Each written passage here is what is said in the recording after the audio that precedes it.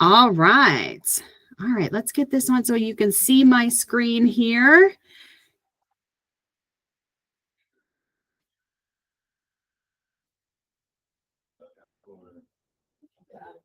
All right. So we are on week 5, advanced marketing strategies of ultimate techniques of top producers.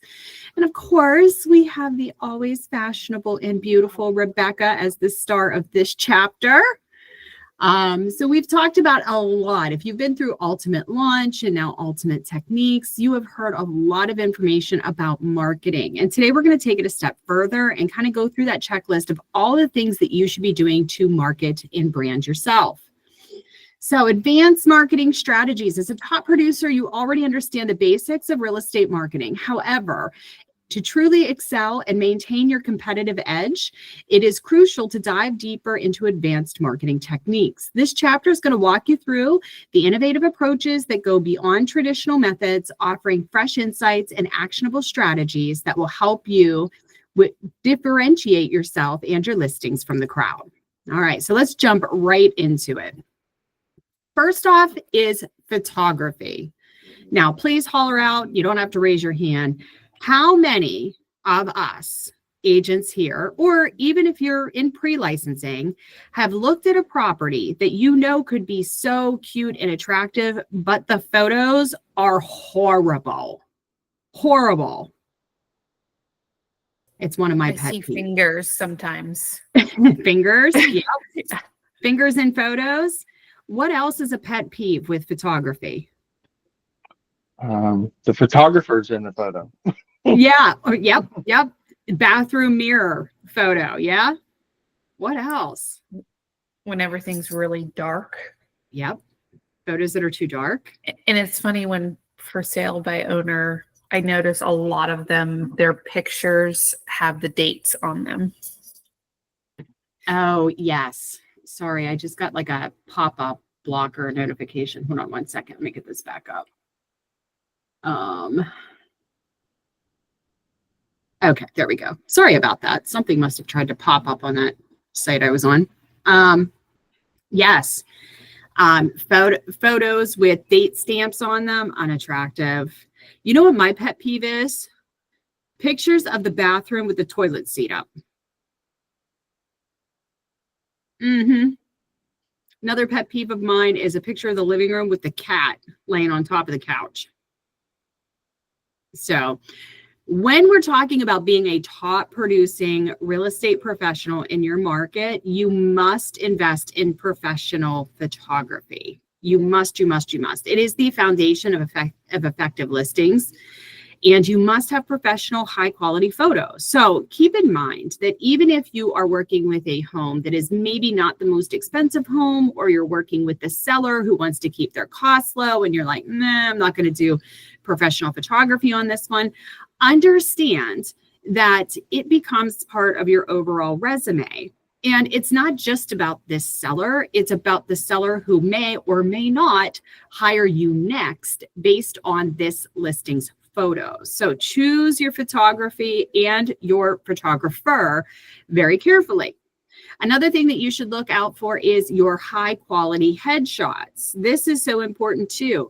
You hear me say all the time that I market myself like I market my clients. And that is true for everybody, no matter whether you say it or not. You're going to market yourself the same way that you will market your client. So if you're marketing yourself very poorly, or you're marketing your previous listings very poorly, that is part of your overall resume. And then you're not going to be able to let the seller know what a great job you're going to do. So top producer tip is look for a photographer who specializes in real estate and has a portfolio of high quality work. I can tell you, I just met with one yesterday, day before yesterday. I was out sick yesterday. Day before yesterday, on Tuesday, I met with a photographer who wanted to do some work for us. I had her come in with her portfolio and there was not a single real estate photo in there. It was all people, which her people photos were very, very nice. She seemed like a very nice photographer, had a lot of beautiful candid wedding shots and stuff like that, but that's really not what we do. And a real estate photographer and a in-person photographer are two totally different niches. It would be like somebody who caters to first-time home buyers, then trying to sell without any further knowledge or education, a strip mall, retail strip mall with multiple fronts on it. They're night and day. They're night and day. They require additional training. So utilize drone photography. So drone photographers offer unique perspectives that traditional photography does not. Aerial shots provide an overview of the property and its surrounding, giving potential buyers a better scene of the home's location and layout. So drone photography is one of the best investments you can make in your real estate listings. It does give you additional information. It really helps your photos stand out. So pro tip is incorporate drone footage to highlight property features such as proximity to amenities, outdoor spaces, and neighborhood charm. More on photography, create a 360-degree virtual tour. So 360 tours get a lot of traffic. And one of the most popular sites that you can do 360 tours on is Zillow. If you did not know, it is completely free to do a 360 or a 3D tour. 3D walkthrough is what they call them, of a property. It does not cost you anything. Now, there's two ways that you can do them on Zillow specifically. Is you can do them with your iPhone. If you have an iPhone, you can do a walkthrough that way. The quality is not fabulous. The tools that you have access to are just very simple.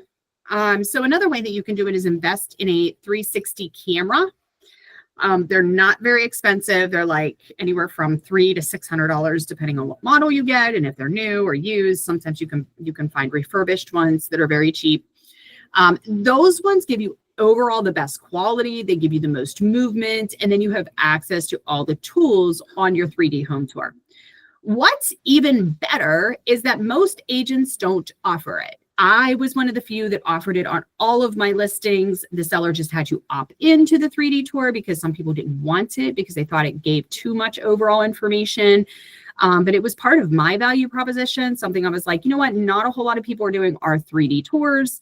I want people to be able to see your home no matter where they are, whether they're just down the street or if they're on the West Coast. I want them to be able to tour your home in real time. So that was part of my overall value proposition. My investment when I bought my 360 camera was like $400, and it lasted me forever. I mean, I still have it. I don't use it now, but I still have it.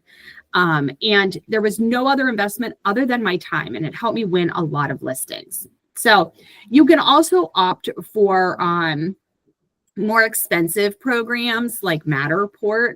A Matterport camera will set you back, I don't know, this was years ago, it was like $4 or $5 grand. And the program is also more expensive to use. Now, the technology on it is a lot higher than it would be on Zillow 3D. So I would probably reserve a Matterport for a more expensive property. If you're doing luxury home sales, Matterport technology comes in there, and you do see agents use that from time to time. But if you're looking to get started with 3D or 360 home tours, I would get yourself an inexpensive 360 camera, make sure it's compatible with Zillow, and then use Zillow 3D to get started. Number 4, enhance your photos with virtual staging. I love virtual staging. You guys know that. We've done trainings on virtual staging. We'll do another training on virtual staging. It is, I freaking love it. I just freaking love it. So it is one of the most cost-effective ways to showcase properties' potential. And you don't have to have the expense of in-person staging. I know that there's lots of agents out there in other states or even in the city that will in-person stage their properties. Unfortunately, in most of our markets here, though, that's not always viable because it is so expensive. So a lot of agents don't do it. If you're interested in looking at in-person staging, you know, it's something you absolutely can do. But like I said, it does become very cost prohibitive here in our market. So I always opted with virtual staging. Virtual staging is super cost effective. It truly, truly is. I think for my program that I'm using, I'm spending like $39 a month on my program. So it's really, really cost effective. And you can also use AI staging too. So if you are not familiar with the program, they do have AI staging programs out there. Now, the two differences is if you're actually virtually staging, if you are virtually staging a property, you have more control over what's going on. You can have multiple angles of the same room and you can make sure that they look the same. Where with AI staging, unfortunately, every time you hit the button, it's kind of roll the dice on what furniture is going to be in there, what the placement is, and you really have to take the extra time to go through the photos to make sure they didn't put a couch in front of the front door. All right. Pro tip, choose virtual staging services that offer realistic and stylish furniture options to create an inviting atmosphere. And if anybody needs some links of places I suggest for virtual staging, I belong to 2 of them. I'd be happy to get you that information. And it's kind of fun to play with. It's almost like playing like a video game. All right, incorporate high dynamic range imaging. So HDR imaging captures a wider range of light and detail, resulting in photos with richer colors and more balanced exposure. So did you ever look at like the listing photos that you're taking on your iPhone as opposed to a photographer? And it almost looks like they superimposed like the trees outside the window, or it's really bright and everything is really sharp. And you just can't get that on your iPhone. This is because they're taking photos in HDR formats. So basically the HDR format, it's taking a multitude of photos at the same time, stacking those together so that you can actually take bits and pieces of each photo and bring out the effect that you want. Like if you want it brighter, if you want it sharper, it's taking and layering those photos. So ensure that HDR images are edited professionally and avoid unnatural effects to maintain a high level of quality. So you definitely don't want to overexpose or over lighten your photos. Don't over sharpen your photos. You want to make them clean, crisp, but really, very realistic as well. All right, questions on photography before we move on. Anybody? No. Okay. Social media. What are some ways that we can really market on social media? Number 1 is create engaging context. This goes without saying, but posting to social media just isn't enough. It has to be something that is engaging. Thinking about the algorithm and how much we scroll past other people's posts before we find one that actually catches our attention, catches our eye. I mean, if you think about how much you scroll, it's easy enough to do for people just to scroll on past whatever you've posted. So it has to be really engaging for them to stop. It has to be even more engaging for them to like or comment. And it's got to be super engaging for them to share. So let's talk about creating high quality, engaging content. And my tip is to use a mix of content types. So everybody looks at something different. We're not all built the same. So I like to use a mix of photos, videos, and infographics to keep my audience engaged.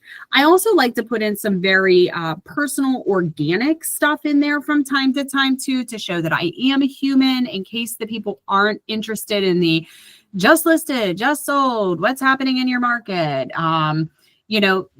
Put in something that's real to you as a human from time to time, even if it's just a picture of you with a cup of coffee at work.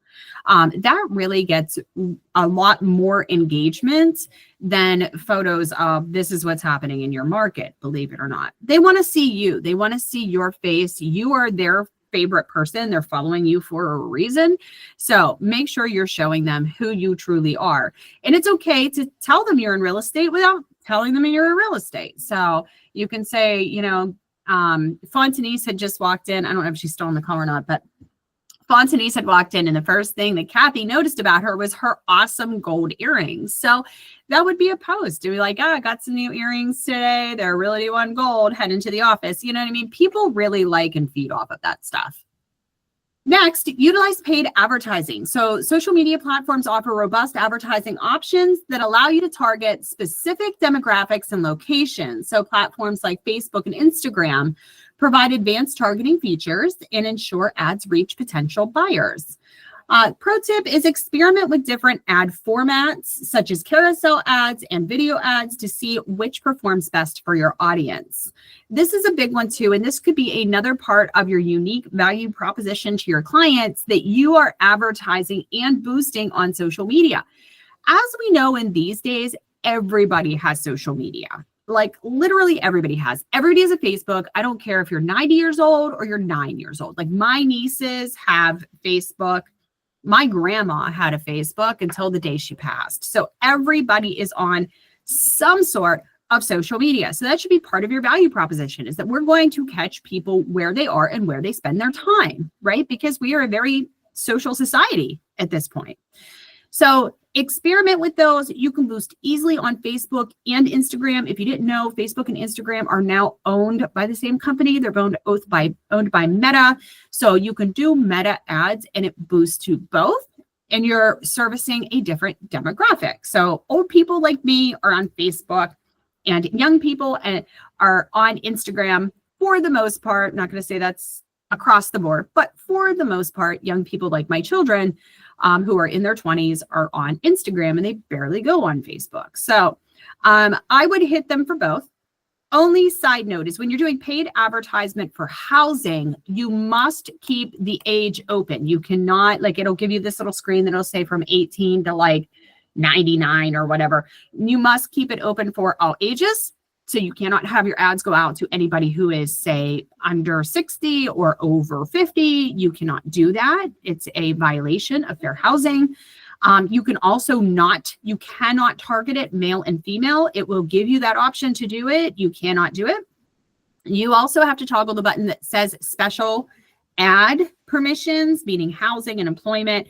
You have to toggle that because they're manually going to check to make sure that you're not violating a law when you're posting. But you can do it by demographic area. So if you only want to advertise to, say, Newcastle, because it's a Lawrence County listing, you can do a radius search. That is not against fair housing. You're just keeping the radius in because most people who are going to look at this house are probably already living in Lawrence County. You can make it really wide if you want to and say, I want to hit everybody. And you could do it that way. But it's super easy to get traffic to your post for $35. I mean, every time we post something and spend about $35, we probably get 1,200 people that ad has been put in front of. So as far as advertising goes, I think you get a lot of bang for your buck on social media. Host live virtual tours. I love this. So take advantage of live streaming. It's a big deal right now. Renee and Rebecca do this really well. So please, if you want to see how they do their live virtual tours, check out their Facebook pages because they do post them on there. I think both of you ladies do an amazing job with your video walkthrough tours, your live tours right before your open houses. I always love watching them. I always see a lot of people watching them. So keep up the good work. And it doesn't have to be fancy. I mean, some virtual walkthrough tours are super, super fancy and others are not. And it's okay. It really depends on how you want to present it. I always did a more relaxed virtual tour because I wanted people who knew me to watch it. I didn't want it to be like a commercial and a video and a big to-do. I wanted it to be very organic and I wanted it to be something that was very engaging to the people who knew me and the people that followed me. So I would always start, with myself on camera saying, introducing myself and saying, hey, this is Christina Hoffmeyer with Realty One Group Ultimate. I just wanted to tell you about a brand new listing that has hit the market. I'm getting ready to shoot the photos for this property now, but it is so gorgeous. I just wanted to take a minute to share it with you.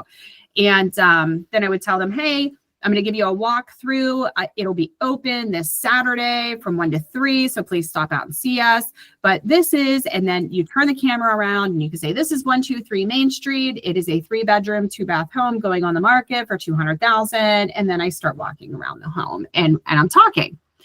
And that's as simple as it has to be. Now, can you do dramatic cinematic videos where you're hiring a videographer and doing the whole thing? Absolutely can. You absolutely can. And those are amazing as well. But I think that even just starting out by hosting live virtual tours is the way to go. So promote your live tour in advance to generate buzz and ensure strong viewership. So that's your top producer tip on that one, is schedule that out in advance. Number 4, engage with your audience. Social media isn't just about broadcasting your listings. It's also about building relationships. So make sure you are responding to your comments. So if somebody comments on your post that says that you just sold a property and somebody says, hey, great job, you should be responding back in a reply that says, thank you so much for your support, or thank you, it was such a great closing, or it was so nice working with such great people. And then like their comments. Not a lot of people do this. And I know this because I try to comment on every one of your posts that come through my feed. So if it comes through my feed, I am commenting on the post to make sure we're getting additional reach. But I can also see who comments back. So when somebody comments on your post, you should be commenting back, because then it is pushing your post forward and putting it in front of more eyes. The more people that are going back and forth on that post, the more people are going to see it. That's how the algorithm works. So if you post something and nobody likes it, nobody comments, nobody shares it, it goes dead real quick, and sometimes within minutes. But if you post something and somebody likes it and puts a comment, it gives it a bump. And then if you respond to that comment and like that comment, it's bumping you again. And then somebody else sees it and comments, it's bumping it again. So you see how that works? Make sure you're engaging with your audience. Top producer tip: use social media management tools like Hootsuite or Buffer to streamline your interactions and keep track of your overall social media engagements. All right. Number 5 on the social media is collaborate with influencers. So partnering with local influencers can amplify your reach and introduce listings to new audiences. So get out there and be friends with those influencers. Ask them to collaborate with you. You definitely need to do that. We do have a couple agents here that are amazing social media influencers. I don't know if Fontanese is still online, but if she is, I am going to embarrass her for a little bit. But we were just talking about how she introduced herself to Ty at the office, and she says, I'm Fontanese Green. I said, no, you are the Fontanese Green, because she has a huge following, and people say, oh, it's the Fontanese Green. Yes, it is. But she is amazing on social media. She does a ton of collabs with other influencers, does a lot of events. And I think that is something that has really helped her with her branding and marketing. So that is something that you can also do. Go out and find those influential people and collaborate with them. Easy ways to collaborate is to do shared marketing posts, maybe do a video. You can do some type of Q&A with the two of you together, but get out there and reach those influencers so you can become an influencer yourself. Top producer tip is choose influencers whose audience aligns with your target market to maximize the impact of your collaboration. All right. Questions on social media or anything that I've missed that we should add? Nope, you guys are quiet today. Oh my. All right, now we're going to talk about listing descriptions that top producers use. So first, tell a story with your description. Create an inviting narrative and highlight key features with context. So, and what I mean by that is that you should be telling a story with your listing. How many times I have gone on the MLS and I've seen, okay, what is this about this house? 3-bedroom, 2-bath ranch located on 1/2 acre of property, has bathroom on main floor, laundry on main floor, updated kitchen. Is that a great description? No, that's boring. That's boring. I can see that from the photos. But if we flip that on its head, and if we say, welcome home to this recently revived ranch style home in the heart of Elwood City perfectly located on a stunning half-acre, partially shaded lot where you can sip your morning coffee from the porch swing in the rear yard overlooking the stunning patio and blah, blah, blah. That's a story. We're painting a picture. But 3-bedroom, 2-bath ranch on half-acre lot is not. That's not painting a picture, okay? You're giving an inventory description like it's a product at Walmart. We should be telling the story, painting the picture. Remember, buyers buy emotionally. Sellers sell financially. Buyers buy emotionally. So paint the picture of what could be if they go and they buy this home. So integrate key features into the narrative to show how they can enhance the living experience. Instead of listing 3 bedrooms, mention 3 beautifully appointed bedrooms that provide ample space for rest and relaxation. And invoke their emotions with words like cozy, elegant, inviting to help buyers imagine themselves in the home and connect with it on a personal level. Okay. We talk about this a lot in everything we do when it comes to setup. We talked about it at Ultimate Launch. We talked about it at all of your onboarding is optimizing your SEO. So incorporate local keywords, local high searchable keywords in what you're doing. Okay. So you want to make sure that they are searchable so that when people go on Google or Yahoo, is Yahoo still a search? Safari, wherever they're going to search, that if they put in Neshannock home for sale, that the likelihood of your listing coming up in the search results is as high as possible. So utilize neighborhood and community features so you can use words for the amenities, the schools, the parks, or other attractions.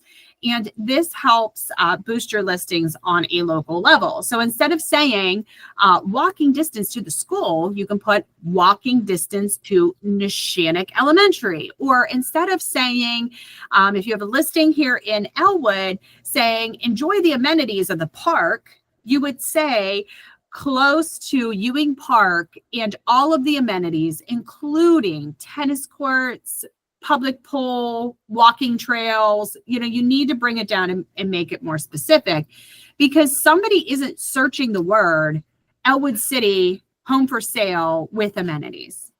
They are searching Elwood City or Ewing Park home for sale close to pool. So those are the things that they're specifically searching for. So make sure those are written out in your descriptions. Any questions about listing descriptions? No. Okay. Moving on to high impact open houses. So top producing real estate agents host high impact open houses, and it's more than just opening the doors to the property. It's an opportunity to create memorable experiences, generate buzz, and drive serious buyer interest. An open house is not worth doing if you don't do it well. An open house is not worth doing if you don't do it well.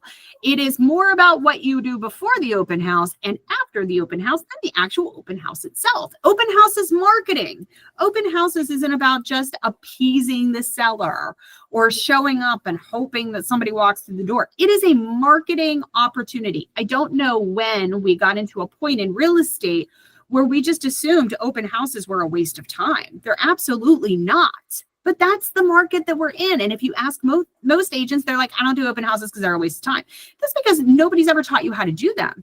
It was a huge part of our business 20 years ago and the main source of our marketing, branding, and lead generation. So, but the problem is that we've got out of doing them well. And we do a ton of trainings on these. So I'm not going to go into too much detail, but we'll go over a couple points here and then come back for our next open house training where we really deep dive into the things that you should be doing. But one is create a unique atmosphere. So you want to make sure that there is some reason for them to come to the open house. Keep in mind that they don't have to just like the house. You want to bring buyers and potential sellers into the home. And yes, I said sellers, because this is the seller's opportunity to check you out and check out your physical resume to decide whether they even want to potentially even tell you that they're wanting to sell their home. I can't tell you how many times that I have listed a home at an open house. like literally listed a home at the open house because the seller came in, pretended to be buyers just to see how I would interact with them. And then they were able to tell me like, hey, we're getting ready to sell our house. We want you to list it. It's the whole reason why we came to the open house. We're not like interested in this house at all. So it does happen. So keep that in the back of your mind that every person that walks into that home is a potential client in one way or the other. And you are being interviewed while you were there. So do something that is unique. Host maybe a sunset cocktail hour for a luxury listing, or do a brunch and browse for weekend viewings, maybe on the patio. Do something that is different, that generates buzz around you. We don't want to talk about like, oh, I just stuck a sign in the yard. I'm going to be here Sunday 1 to 3, and I'll be sitting on my laptop because nobody's coming in because open houses are so boring. No, of course they're boring. Nobody's going to come see you. Do something that is unique for the community. Get those people in the door. Leverage targeted invitations and RSVPs. So treat your open house like an exclusive event by sending out personally targeted invitations. Use your network, social media, and email marketing to invite qualified buyers and agents, ensuring that you're attracting the right audience. So services like Eventbrite, and if you got a grand opening invitation for the Hermitage office, we use it here. So that's what Eventbrite looks like.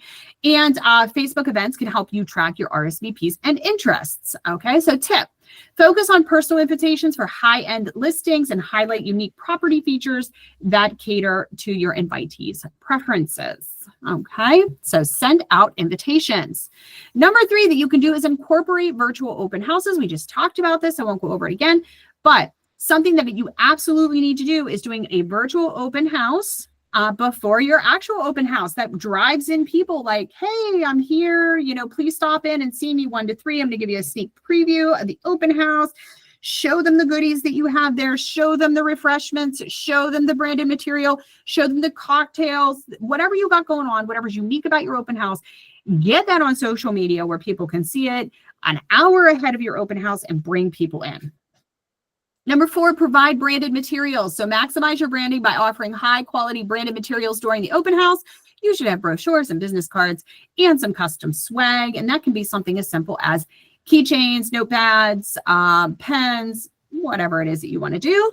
But definitely have that branding material there. We do see that now we're in a digital age. We have the QR scanner. We have all of that stuff, but I'm still a little old school and I want to make sure I give them something to take away, even if it sits on their passenger seat until 3 days later. My face is still there. That house is still there until they throw it away. And even when they throw it away, they have to pick it up to throw it away as they're seeing my name again. So I want to make sure that I always have branded material with me. And then highlight local community and amenities. So have a page in there that talks about the neighborhood that they're moving into. Does the neighborhood have a pool? We'll put that in there. Is down the street, how far is it from here? Where's the best restaurant nearby to eat at? Where's the parks at? Is there a dog park nearby? Put the dog park on there. So have some kind of local community page. So if these people are not from the area, you can give them a little bit of that information. And last but not least, follow up with the attendees. Please, people, please follow up. I don't know how many times we host open houses, and then I talk to the agent later on. They're like, oh yeah, I had like 8 people through my open house. Okay, great. What did they say when you called them on Sunday? Well, nothing. I didn't call them. Well, why didn't you? These 8 people came in to meet with you, and then you didn't call them. Well, I feel weird about calling them. Like, no, they came in to be your clients. You have to call them, right? If they don't have an agent, you should be calling them. If they have an agent, then you should follow up at least with a text message with their agent to get some feedback. So please call those attendees. They came to see you because they want to work with you and they potentially want to buy this house or somebody else's. So don't be afraid to follow up. These are warm leads. These aren't cold leads like we get on realtor.com. These are warm leads. Take full advantage of them. All right, so I'm going to wrap this up pretty quickly with the rest of the information, but feel free to go through your book and read everything. Brokers tours and open. So what are brokers tours? A broker tour is kind of like an open house, but only for real estate agents. So we used to do a lot of those. They've kind of fallen out of favor, but I have seen some of those start to come back. That's really where you have an organized event where the agents get to come through without the pressures of having a client with them. They get to ask you all the questions about the house. You get to tell them about all the wonderful things and all of the amenities. There's usually some type of like cocktail hour or brunch involved. It's a really great way to network with other agents and to get them excited to see the house. So they're going out and they're telling all of their clients about this home, and it really can boost your showing. So if you want a good networking event and also something to add to your value proposition for your sellers, brokers tours and broker opens are good ways to do it. Again, create a memorable experience when it comes to your broker tours and opens. So a catered lunch and learn. You can always ask a partner to help you host the event. Those are always great too. Next, email and drip campaigns. A top producer uses email and drip campaigns to communicate with their database. So think of it this way: like we've talked about good listing standards with photography. We've talked about getting out there on social media. We've talked about open houses and getting out in front of the community. We've talked about broker opens, which is getting out in front of your peers. And now we're talking about email and drip campaigns. Can you see a pattern here? How we are hitting the leads from every angle when it comes to marketing. We're calling them, we're texting them, we're meeting them in person. We're getting with other agents so that we can expand our database. We're getting them on social media. We're boosting our posts to constantly stay in front of them. Now we're emailing them and we're drip campaigning them. We're following up with them after the open house. Like, you have to hit these people from every angle, and a good top producing agent knows that. So you set up these systems in the background to ensure that you're constantly hitting that target so they don't forget about you, right? Because we are button happy, right? We go on Zillow and we click the button because we want immediate gratification. So knowing that information and giving that to them in advance and making sure you're always in front of them so they're clicking the button from you is how you increase your business and become a top producing agent. So let's talk about using your emails to promote. So making sure that you have a personalized message going out, include videos or video walkthroughs when possible. Make sure that the emails that are going out are optimized for a mobile device. Include a strong call to action button. Again, that's that button, like call now, tour now, set up your appointment now, whatever that looks like to you, whatever you're sending, request more information. Make sure you have a strong call to action so they know what to do next. All right, guys, I got it just at 10:40. I talked really fast because that was a long session. All right, open it up, take yourselves on mute, and let me know what you thought.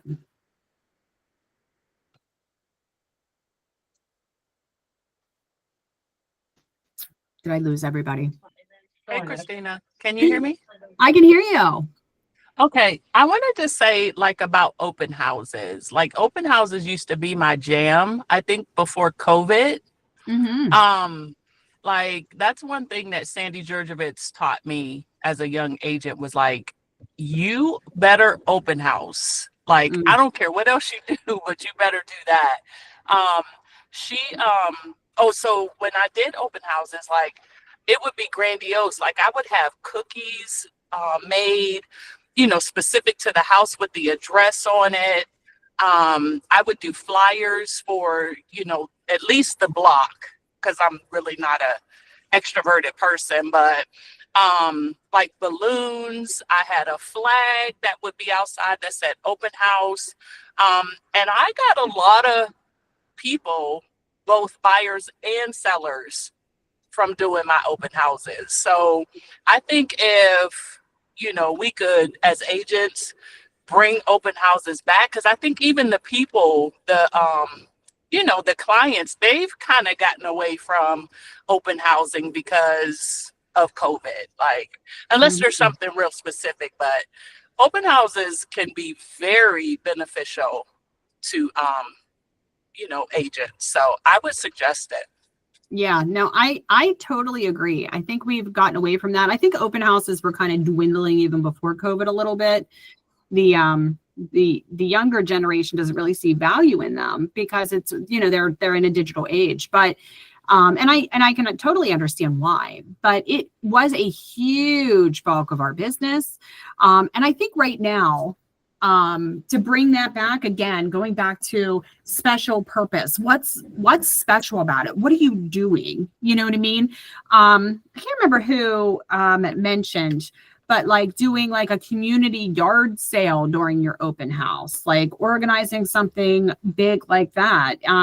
There's lots of ideas that you can do, but of course there has to be a reason to draw it in. You got to market the hell out of it before, and you got to follow up after. Less about what you do during the event and more about what you do before and after. So I love that.